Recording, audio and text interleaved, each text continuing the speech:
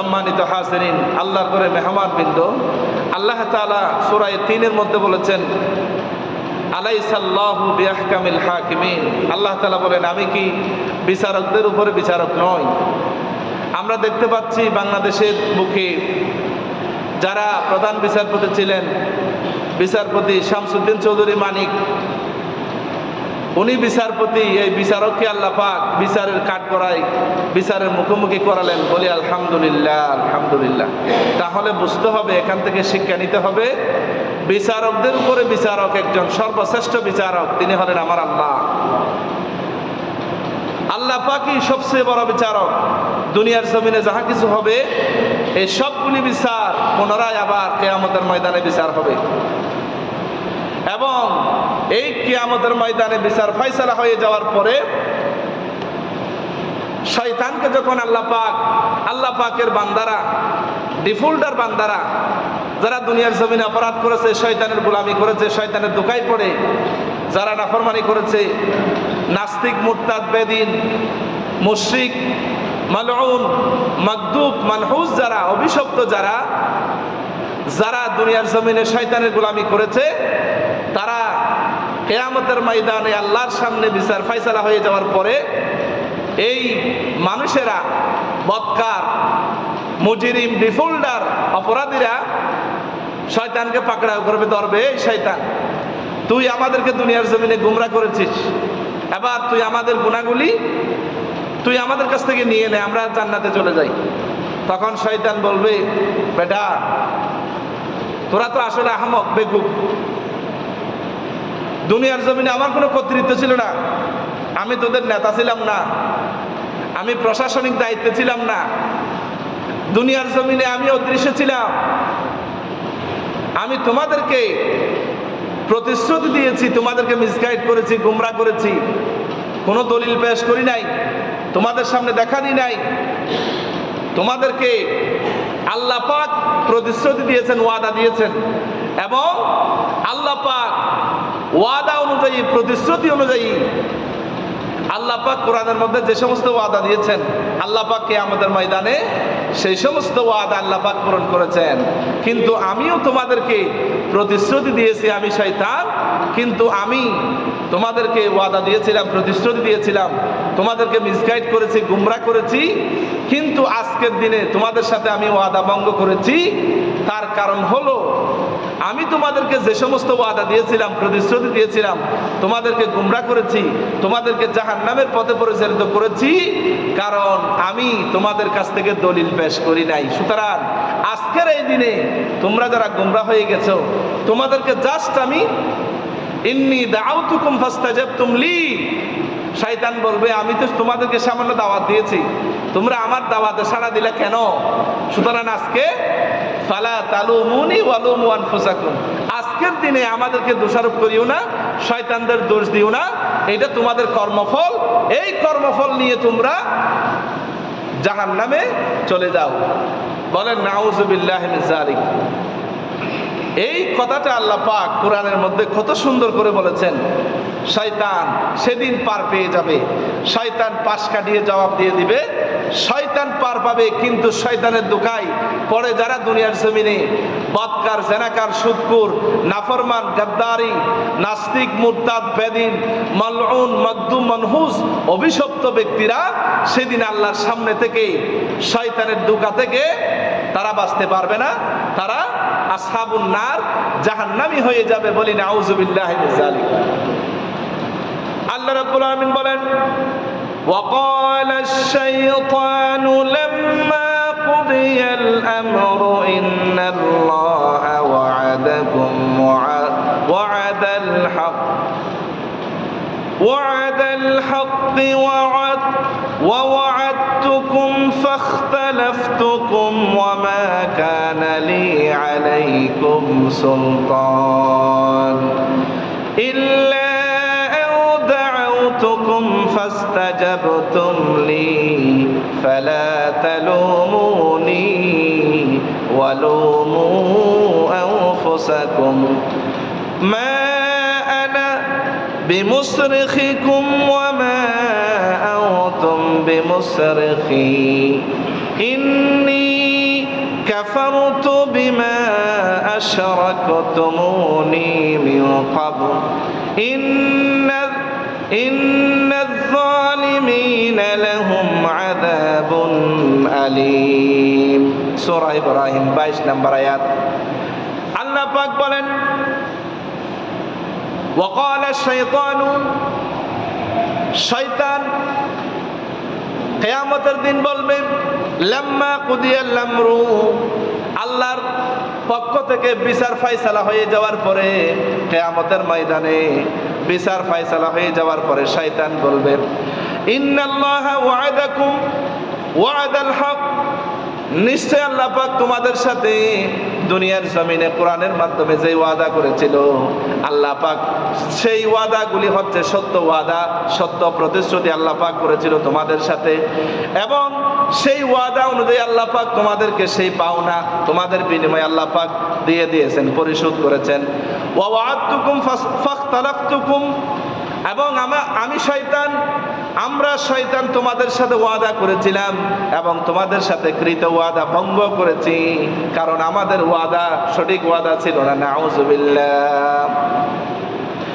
এরপরে শয়তান বলবে, ওয়ামা কানা লি আলাইকুম মিন সুলতান, ওই দুনিয়ার জমিনে আমাদের কোনো কর্তৃত্ব ছিল না, আমাদের কোনো পাওয়ার ছিল না, ক্ষমতা ছিল না। তোমাদের সামনে যে আমরা তোমাদের সামনে দেখা করব, তোমাদেরকে আমরা দলিল পেশ করব, তোমাদেরকে ডকুমেন্ট পেশ করে তোমাদেরকে গুমরাহ করব, এরকম আমাদের কোনো ক্ষমতা দুনিয়ার জমিনে ছিল না। ইল্লা আউদাউতুকুম ফাস্তাজাবতুম লি, শুধুমাত্র তোমাদেরকে দাওয়াত দিয়েছি, তোমরা আমার দাওয়াতে সাড়া দিয়েছো। বলি নাউযুবিল্লাহ। শয়তান বলবেন, ফালা তালুমুনি ওয়ালুমু আনফুসাকুম, এই কিয়ামতের ময়দানে তোমরা আমাদেরকে দোষারোপ করো না, নিজেদেরকে দোষারোপ করো না। নাউযুবিল্লাহ। সুতরাং আল্লাহর ঘরে মেহমানবৃন্দ, শয়তান যে সমস্ত বনি আদমকে গুমরাহ করেছে, যারা শয়তানের ধোঁকায় পড়ে গুমরাহ হয়ে গেছে, এরা কিয়ামতের দিন এই শয়তানের ধোঁকায় পড়ে শয়তানকে সেদিন লানত দিবে, ধিক্কার দিবে। শয়তানদের উপরে রাগান্বিত হবে, তোরা আমাদেরকে জীবনটা শেষ করে দিলি, সেদিন তাদের উপরে ধিক্কার দিবে। আমার কথা নয়, আল্লাহ পাক বলেন সূরা যুখরুফ আয়াত নম্বর 38 নম্বর আয়াত, আল্লাহ পাক বলেন, হাত্তা ইযা জাআনা ক্বালা ইয়া লাইতা বাইনি ওয়া বাইনাকা বা'দাল মুশরিকিন ফাবিসাল কারিন। অবশেষে শয়তান, অপরাধীরা, জাহান্নামীরা শয়তানদেরকে দেখে, শয়তানদের গুমরাহ বুঝতে পেরে তারা শয়তানদেরকে সেদিন তারা ধিক্কার জানাবে, লানত করবে, হায়রে তোমার সাথে যদি আমার দূরত্ব যদি পূর্ব পশ্চিমের দূরত্ব হতো, তাহলে তোমার মতো খারাপ সঙ্গী থাকার কারণে আজকে আমি গুমরাহ হয়ে গেলাম। সেদিন শয়তানের উপরে লানত দিতে থাকবে, ধিক্কার দিতে থাকবে। বলি নাউযুবিল্লাহ।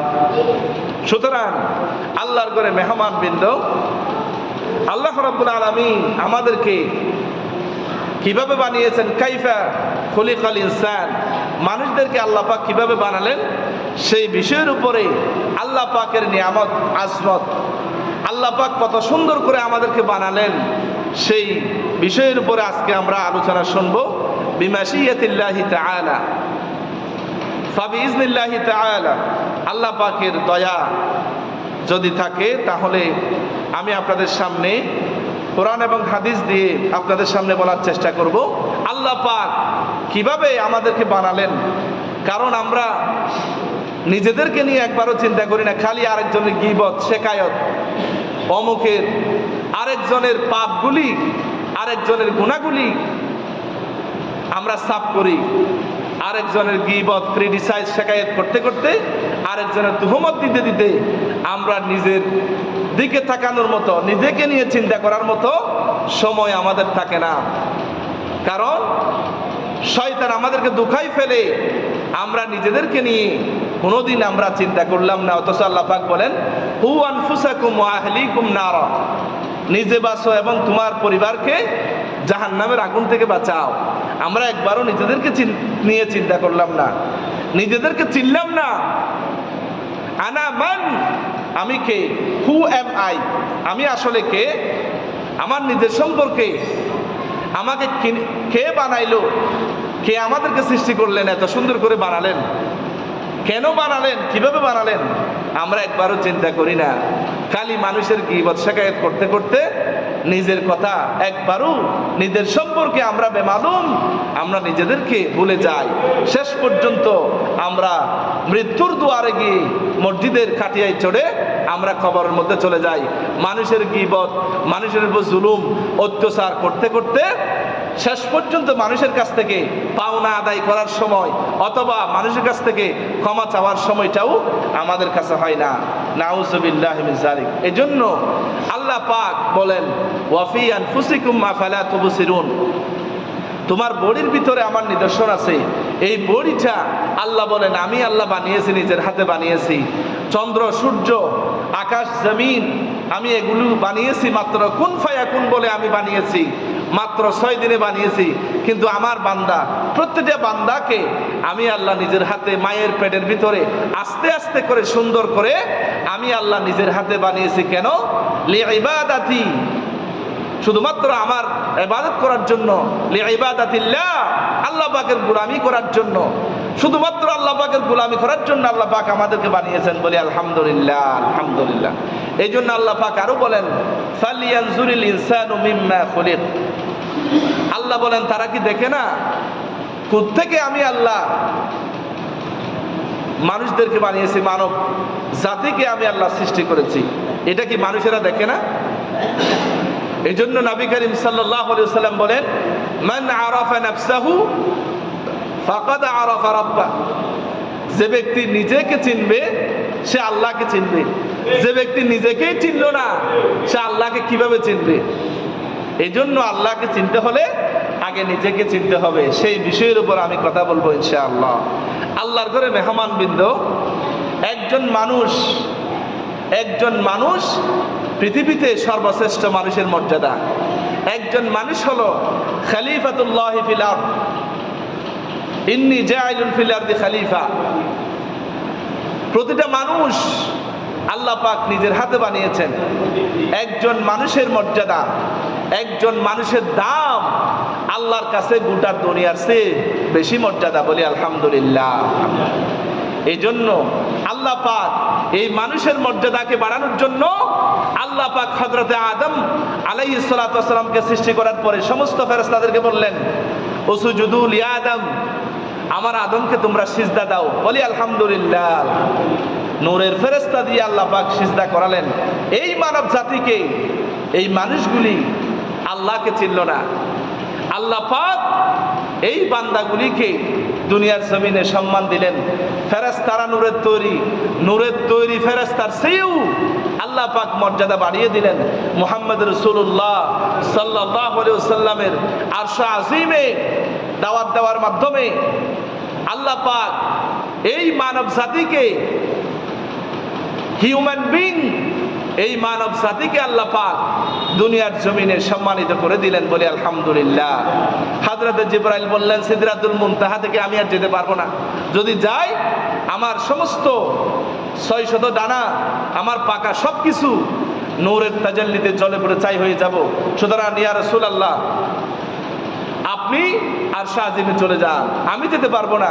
আমি নূরের শরীর ফেরেশতা জিবরাইল, আমি যেতে পারবো না। কিন্তু আপনি মাটির তৈরি মানুষ, আপনি সর্বশ্রেষ্ঠ মহামানব, আপনি যেতে পারবেন। বলি আলহামদুলিল্লাহ, আলহামদুলিল্লাহ। তাহলে বুঝতে পারলাম একজন মানুষ ফেরেশতার চেয়ে সবচেয়ে দামি। এই জন্য নবী করিম সাল্লাল্লাহু আলাইহি ওয়াসাল্লাম বলেন, আন-নাসু কামাআদিনিজ যাহাব, একজন মানুষ স্বর্ণের খনির চেয়ে দামি। একজন মানুষ খানে কাবার চেয়ে দামি। এই কাবাঘর হলো আল্লাহ পাকের ঘর, মসজিদ। এই কাবাঘরের চেয়ে একজন মানুষের মর্যাদা সবচেয়ে বেশি। একজন মানুষকে আমি আপনি হত্যা করতে পারবো না, কারণ একজন মানুষকে হত্যা করা মানেই হলো গোটা দুনিয়ার মানুষগুলিকে হত্যা করা। বলি নাউযুবিল্লাহি মিন যালিক। যারা আজকে অন্যায়ভাবে মানুষদেরকে হত্যা করেছে, অন্যায়ভাবে মানুষদেরকে রায় দিয়েছে। আয় আল্লাহ, তোমার কাছে যা চেয়েছি আল্লাহ তুমি এর চেয়ে আমাদেরকে আরো বেশি দিয়েছো, বলি আলহামদুলিল্লাহ। কেমন বিচার, কেমন বিচার আল্লাহ পাক দুনিয়ার জমিনে দেখালেন।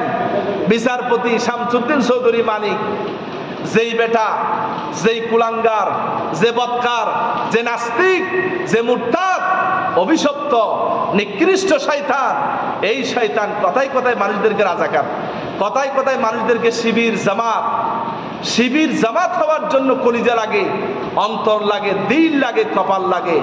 একজন বাংলাদেশ ইসলামী ছাত্র শিবিরের সাথে হওয়ার জন্য কপাল লাগে, দিল লাগে, বাবা মার দোয়া লাগে, উস্তাদদের দোয়া লাগে, বলি আলহামদুলিল্লাহ। আজকে বাংলার জমিনে বাংলাদেশ জামাত ইসলামের আমির ডাক্তার শফিকুর রহমান, মানবতার ফেরিওয়ালা কাকে বলে, জিন্দাওয়ালি কাকে বলে? আপনারা যদি ডাক্তার শফিকুর রহমানকে দেখেন, কেমন হৃদয়ের মানুষ। আল্লাহ পাক বলেন, হাবিব তোমার কলিজাটাকে আমি সিমেন্টের মতো নরম করেছি। এই সিমেন্ট যখন আপনি পানি দিয়ে যখন আপনি যেখানে দিবেন সেখানে এটা শক্ত হয়ে যাবে। আপনার কলিজাটাকে এত নরম করেছি, আপনার কাছে যত কাফের বেদিন, যত শক্ত হৃদয়ের মানুষ আসুক না কেন, আপনার দিলটাকে সবচেয়ে বেশি ফ্লেক্সিবল, সফটেড করে দিলাম, মোলায়েম করে দিলাম, যাতে করে এই কাফের বেদিন, পৃথিবীর নিকৃষ্ট মানুষেরা আপনার কাছে আসলেই যাতে মুমিন মুসলমান হতে পারে, আপনার দিলটাকে আমি আল্লাহ নরম করে দিয়েছি, বলি আলহামদুলিল্লাহ। আজকে বাংলার জমিনে 56,000 বর্গ মাইলে যে মানুষকে দৌড়াচ্ছেন, আজকে এই 65-70 বছর বয়সে সাদা দাড়ি সাদা চুল নিয়ে গোটা দুনিয়ার বুকে বন্যার্থ মানুষের পাশে, অসহায় মানুষের পাশে, এতিম মানুষের পাশে যিনি দৌড়াচ্ছেন, তিনি হলেন জিন্দাওয়ালি বাংলাদেশ জামাত ইসলামের আমির ডাক্তার শফিকুর রহমান রহমাতুল্লাহ আলাই। হায়াত আল্লাহ, আল্লাহ পাক ওনার হায়াতের মধ্যে আরো বেশি বরকত দান করে, বলি আমিন। সম্মানিত হাজরিন, আল্লাহর ঘরে মেহমান বৃন্দ, সুতরাং বাংলাদেশ ইসলামী ছাত্র শিবির, বাংলাদেশ জামাত ইসলামীর মতো মানুষেরা, এদেরকে সম্পর্কে মুফতি কাজী ইব্রাহিম বলেছেন, এদের বিরুদ্ধে যারা কথা বলবে এরা দেশদ্রোহী, রাজাকার এবং পৃথিবীর নিকৃষ্ট জাতি, এরাই হলো বাংলাদেশের দুশ্মন, এরাই স্বাধীনতার দুশ্মন, বলি নাউজুবিল্লাহি মিন যালিক। আল্লাহর ঘরে মেহমান বৃন্দ, কথাগুলি বলতেছি কেন? কারণ এই মানুষটি মাত্র কয়েকদিনের ব্যবধানে যিনি বুক ফুলিয়ে বলে, আমি পৃথিবীর সর্বশ্রেষ্ঠ আলেম, বাংলাদেশের অহংকার, নন্দিত মুফাসসির, যিনি আল্লাহর ঘরের ভিতরে ঢুকেছেন, যার হাতের মধ্যে 600-এর উপরে হিন্দু মুসলমান হয়েছে, যিনি গোটা পৃথিবীর বুকে যিনি পা দিয়া ভ্রমণ করেছেন, সেই মরহুম মাগফুর আল্লামা দেলওয়ার হোসেন সাইদি রহমতুল্লাহ আলাই সম্পর্কে বুক ফুলিয়ে যে মানুষটি বলেছেন, আমি দেলওয়ার হোসেন সাইদিকে আমি ফাঁসি দিয়েছিলাম, যিনি মুখ দিয়া বের করেছেন, সেই লোকটা এখন এতিমের মতো, ভিক্ষুকের মতো কলা পাতার মধ্যে শুয়ে আছে।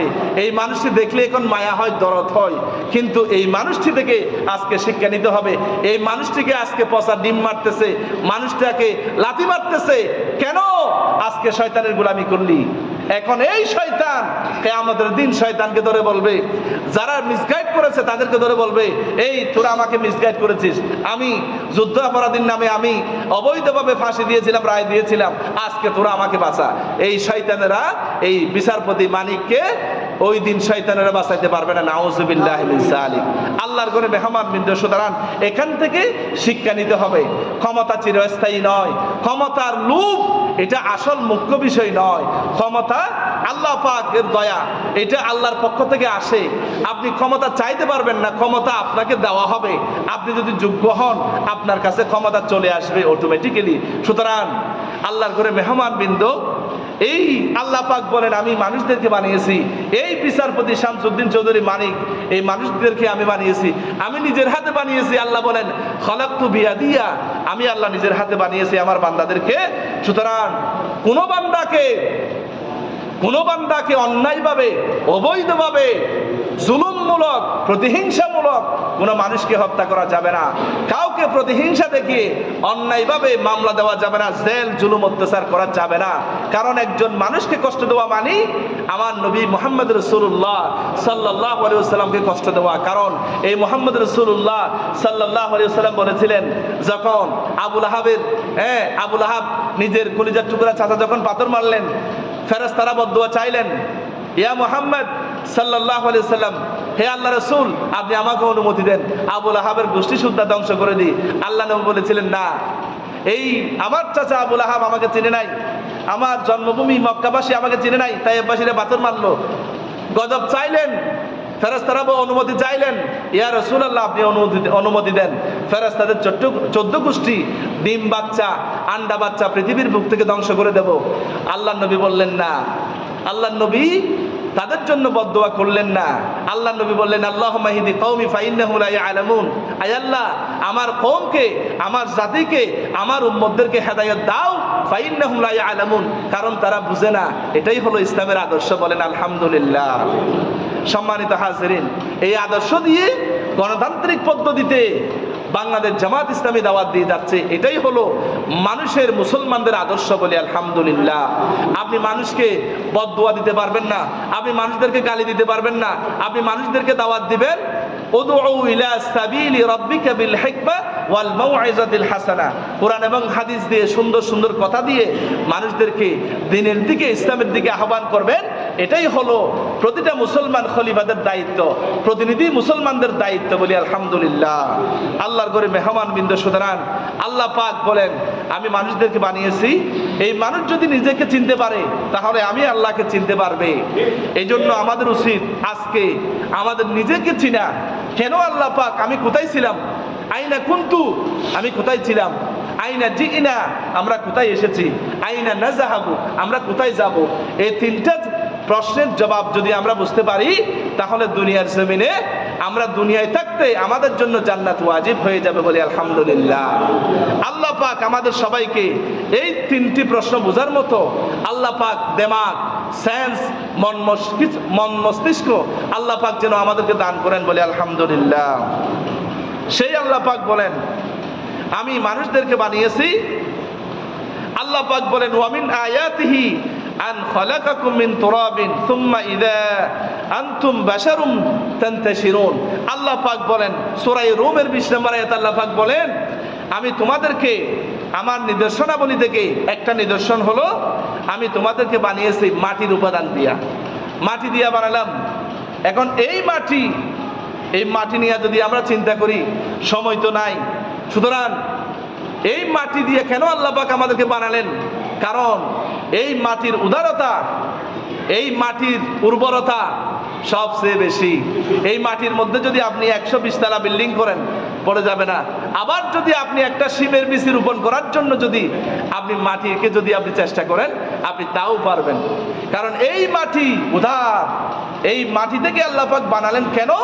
যাতে মানুষের দিলটা যেন উদার হয়। আলহামদুলিল্লাহ, আলহামদুলিল্লাহ। এই জন্য সম্মানিত হাজিরিন, মাটির উপাদান দিয়ে আল্লাহ পাক তৈরি করলেন।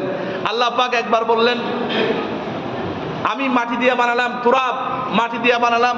এরপর আবার আল্লাহ পাক বললেন, আমি তোমাদেরকে বানিয়েছেন 3 পচা মাটি দিয়ে বানাইছে, 3 পচা মাটি দিয়ে বানাইলেন। এরপর আল্লাহ পাক আবার বললেন, হামাউম মাসনুন, আমি তোমাদেরকে বানিয়েছি গন্ধযুক্ত কাদা মাটি দিয়ে বানাইছি। এরপর আল্লাহ পাক আবার বললেন, আমি তোমাদেরকে বানিয়েছি পচা কাদা, যা শুকিয়ে যাওয়ার পরে মাটির শুকনো ঢিলার মতো হয়ে যায়, অর্থাৎ টনটনে যে মাটিগুলি আঠার মতো, আঠালু মাটি দিয়া যে মাটিগুলি শক্ত হয়ে যায়, সেই মাটি দিয়ে আমি তোমাদেরকে বানিয়েছি।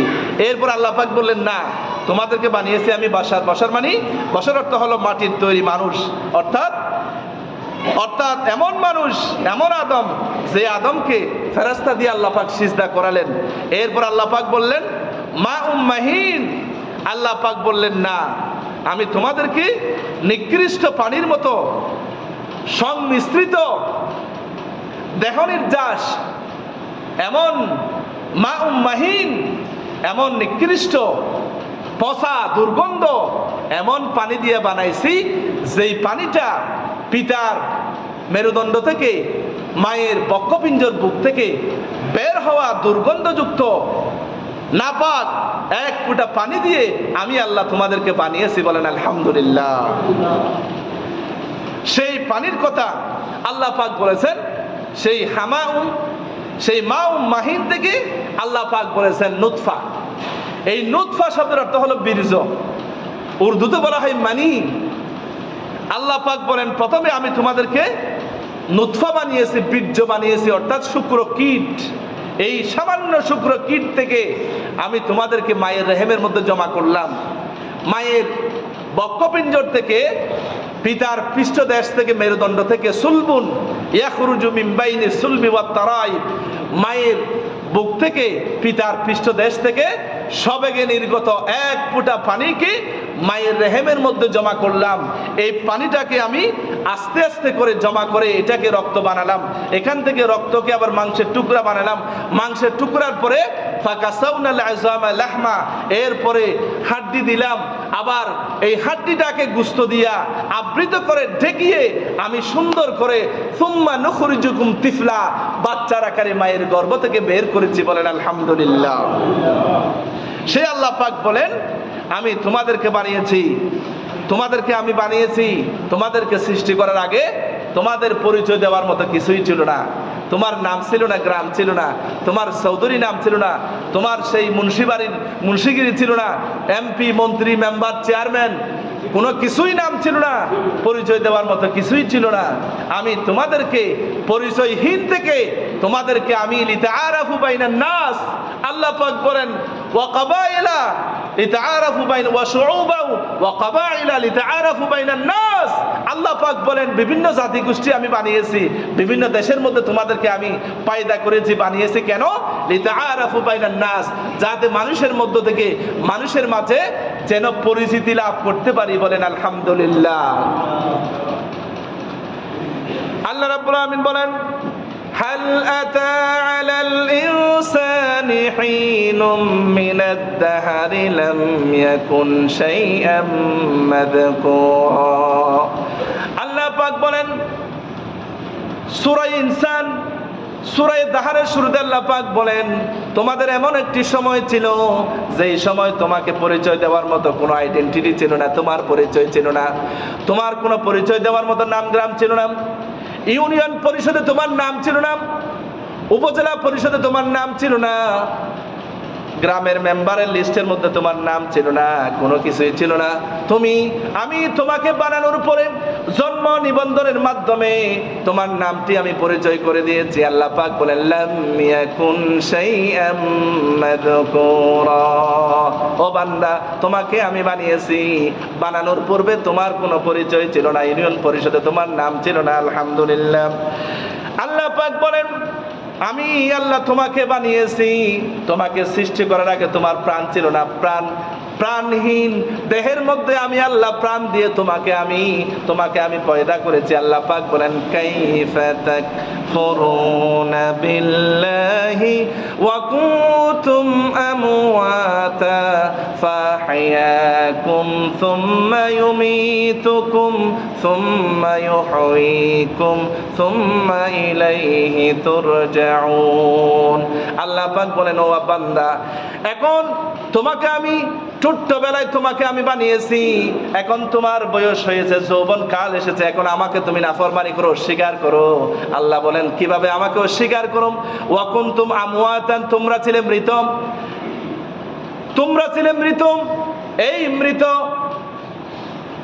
এই মৃত দেহটার মধ্যে আমি আল্লাহ জীবন দিয়েছি। ফাহিয়াকুম, তোমাদেরকে আমি জীবিত করেছি, আবার তোমাদেরকে মৃত্যু দেব, আবার তোমাকে আমি কিয়ামতের ময়দানে জীবিত করব, এরপরে আমার কাছে ফিরে আসতে হবে। সুবহানাল্লাহ। সুতরাং আল্লাহ পাক বলেন তোমরা জন্মের পূর্বে কারো জীবন ছিল না, এটা হলো বিজ্ঞান প্রমাণিত কথা। সুতরাং আল্লাহ পাক সৃষ্টি করেছেন আল্লাযী খালাকাল মাউতা ওয়াল হায়াতা লিয়াবলুয়াকুম। আল্লাহ পাক বলেন আমি প্রথমে মৃত্যুকে বানালাম, এরপরে ওয়াল হায়াতা, এরপরে তোমাদেরকে আমি জীবন দিলাম। কেন? লিয়াবলুয়াকুম আইয়ুকুম আহসানু আমালা, যেন দুনিয়ার জমিনে লিয়াবলুয়াকুম আই লিয়াখতাবিরাকুম আই লিয়ামতাহিনাকুম, তোমাদেরকে দুনিয়ার জমিনে পরীক্ষা করার জন্য, কার আমল উত্তম সেই পরীক্ষা করার জন্য তোমাদেরকে আমি দুনিয়ার জমিনে হায়াত দিয়েছি, জীবন দিয়েছি, আলহামদুলিল্লাহ। এখন আমরা মনে করি আল্লাহ পাক জীবন দিয়েছেন শুধু খাওয়ার জন্য, মানুষের উপর জুলুম করার জন্য, দুর্নীতি করার জন্য এবং অন্যায়ভাবে মানুষের বিরুদ্ধে রায় দেওয়ার জন্য আল্লাহ পাক জীবন দিলেন না। আল্লাহ পাক জীবন দেওয়ার কারণ হলো, আল্লাহ পাক সৃষ্টি করার উদ্দেশ্যই হলো দুইটা, একটা হলো লিয়াবলুয়াকুম আর একটা হলো আইয়ুকুম আহসানু আমালা। একটা হলো পরীক্ষা করার জন্য আর একটা হলো উত্তম আমল করার জন্য, আল্লাহর গোলামি করার জন্য। এই দুইটা পারপাস হাসিল করার জন্য আল্লাহ পাক দুনিয়ার জমিনে আমাকে আপনাকে পাঠিয়েছেন বলে আলহামদুলিল্লাহ। এই জন্য সম্মানিত হাজিরিন, আল্লাহ পাক আমাকে আপনাকে বানালেন।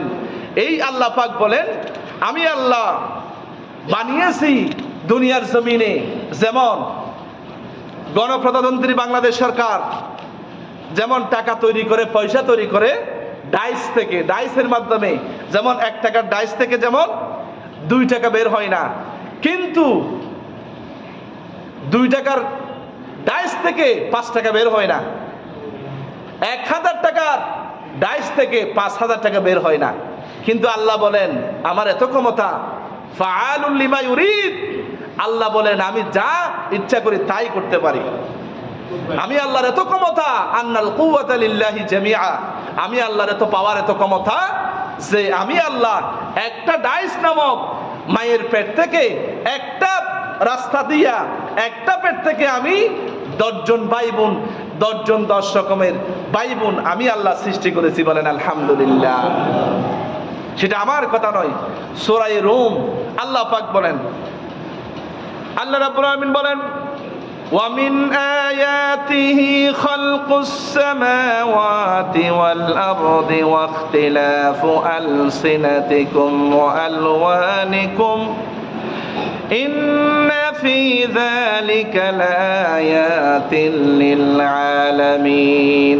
আল্লাহ পাক বলেন আমার নিদর্শনাবলী থেকে সর্বোচ্চ সর্বোত্তম নিদর্শন হলো আমার সৃষ্টিতে, খালকুস সামাওয়াতি ওয়াল আরদ, এই আকাশ এবং জমিনের মধ্যে আমার সৃষ্টির মধ্য থেকে অন্যতম নিদর্শন হলো আমি আল্লাহ একই রকম একটা মায়ের পেট থেকে, ওয়াখতিলাফু আলসিনাতিকুম,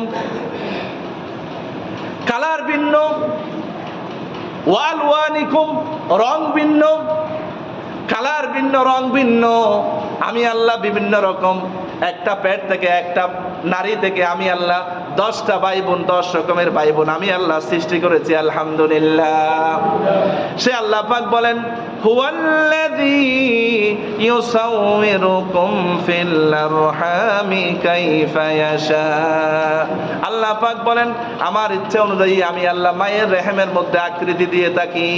আমার ইচ্ছে হলে আমি কন্যা সন্তান দেব, আমার ইচ্ছে হলে আমি ছেলে সন্তান দেব, আমার ইচ্ছে হলে আমি নপুংসক হিজরা করে বের করব, আমার ইচ্ছে হলে আমি কাউকে কোনো সন্তান দেব না, আমার ইচ্ছে হলে আমি মৃত সন্তান দেব, সবটুকুন আমি আল্লাহর ইচ্ছা, বলি সুবহানাল্লাহ।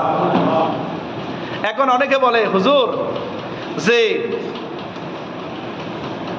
সন্তান হওয়াতে, অনেকে মনে করে বারবার যখন মেয়ে সন্তান হয় তারপরে স্ত্রীর উপরে রাগ করে স্বামী। আল্লাহ বলেন না, এই সন্তান সৃষ্টি হওয়ার ক্ষেত্রে এখানে কারো কোনো এককভাবে কোনো ভূমিকা নাই। আল্লাহ পাক বলেন মাতৃগর্ভের ভিতরে সন্তান সৃষ্টি হওয়ার ক্ষেত্রে দুজনের ভূমিকা কি। আল্লাহ বলেন আমি নারীর নুতফা, এরপরে পুরুষের নুতফা, স্বামী স্ত্রী দুজনের, নারী পুরুষ উভয়ের দিক থেকে এই বীর্য আল্লাহ পাক বের করেন। আল্লাহ পাক সূরা তারিকের 5 থেকে 7 নম্বর আয়াতে আল্লাহ পাক বলেন ফালিয়ানজুরিল ইনসানু মিম্মা খুলিক, আল্লাহ বলেন মানুষকে আমি কিভাবে বানাইছি, মানুষকে একটু দেখে না।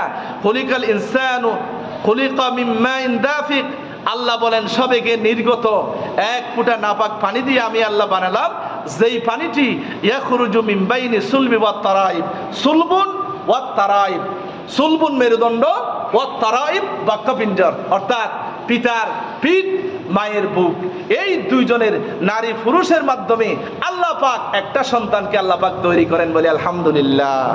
সুতরাং আল্লাহ পাক বলেন আমি আল্লাহ গোটা দুনিয়াকে সৃষ্টি করেছি, ওয়ালাহু আসলামা মান ফিস সামাওয়াতি ওয়াল আরদ, আল্লাহ বলেন আকাশ এবং জমিনে যাহা কিছু আছে, যাহা কিছু দেখতে পাও, গাছপালা, তরুলতা, প্রাণী জগৎ, উদ্ভিদ, যাহা কিছু দেখো সব কিছু আমি আল্লাহর তাসবিহ জপে, আমি আল্লাহর কাছে সিজদা করে বলি আলহামদুলিল্লাহ।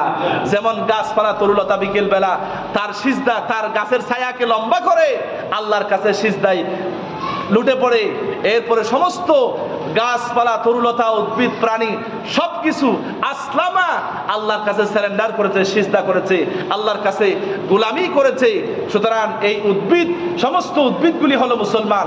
এই জন্য মানুষেরা সবচেয়ে দামি বিদায় এই উদ্ভিদ থেকে তৈরি করা খাদ্য, ফল ফলাদি আল্লাহ পাকের সর্বশ্রেষ্ঠ মেহমান মানুষদের জন্য আল্লাহ পাক ব্যবস্থা করেন আলহামদুলিল্লাহ।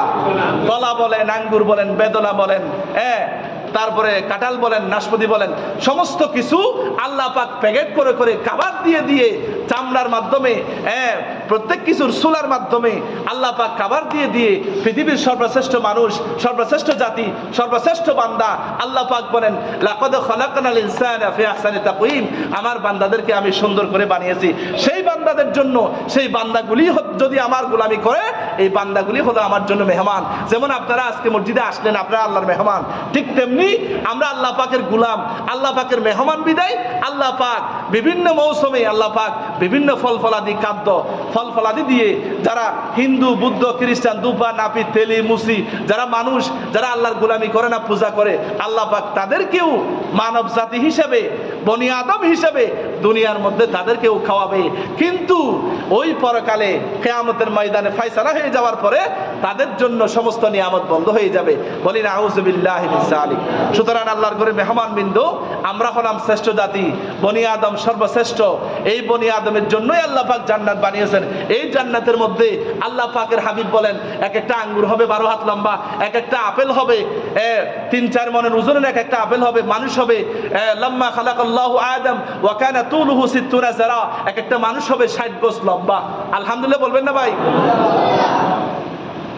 আমরা তো এখন মাত্র 3.5 হাত বড়ি, আবার অনেক ছোট ছোট মানুষও আছে, আবার অনেকে প্রতিবন্ধী মানুষ আছে, আবার অনেকে আছে লম্বা মানুষ। অথচ সমস্ত মানুষগুলি জান্নাতে দাখিল হওয়ার পূর্বে সমস্ত মানুষগুলি 60 যারা 60 গজ লম্বা হয়ে যাবে, এবং সমস্ত নিয়ামতগুলি হবে এক্সেপশনাল নিয়ামত আল্লাহ পাক জান্নাতবাসীদেরকে দিবেন। সেই নিয়ামত প্রাপ্ত আমাদেরকে আল্লাহ পাকের প্রকৃত মুমিন বান্দা হওয়ার জন্য আল্লাহ পাক আমাদেরকে তৌফিক দান করুক, আমিন। আসসালামু আলাইকুম ওয়া রাহমাতুল্লাহি ওয়া বারাকাতুহু। যারা সাদকাত পড়েন